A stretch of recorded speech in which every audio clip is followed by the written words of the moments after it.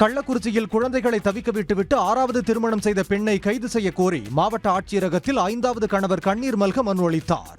மூரார்பாளையத்தைச் சேர்ந்த சிவக்குமார் என்பவருக்கு டிக்டாக் செயலி மூலம் மதுரையைச் சேர்ந்த காளீஸ்வரி என்பவர் பழக்கமாகியுள்ளார். இதனையடுத்து இவர்கள் இருவரும் கடந்த 2019ஆம் ஆண்டு திருமணம் செய்து கொண்டு 2 குழந்தைகளுடன் வாழ்ந்து வந்துள்ளனர். இந்நிலையில் சில மாதங்களுக்கு முன்பு காளீஸ்வரி வேறு ஒரு நபருடன் வீட்டில் இருந்து சென்றுள்ளார். அப்போது வீட்டில் இருந்து 3 சவரன் நகை மற்றும் 3 லட்சம் ரூபாய் பணத்துடன் சென்றதாக சிவக்குமார் காவல் நிலையத்தில் புகார் அளித்தார். மேலும் காளீஸ்வரியின் தாயாரிடம் சிவக்குமார் விசாரித்த போது அவருக்கு ஏற்கனவே 5 முறை திருமணம் நடந்துள்ளதாக கூறியுள்ளார். அவங்க மேல நடவடிக்கை எடுக்கணும் சார். அவங்களுக்கு அரெஸ்ட் வாரண்ட் கொடுக்கணும், அவங்க சரியான தண்டனை வாங்கி கொடுக்கணும். வாங்கி கொடுத்து என் பசங்க நைட்டில் அம்மான்னு அழுகுது, அது என்னால் தாங்க முடியல. அதனால என் கோரிக்கை தான் சார், அவங்களை அரெஸ்ட் பண்ண ஜெயிலில் தண்டனை அனுபவிக்கணும் சார்.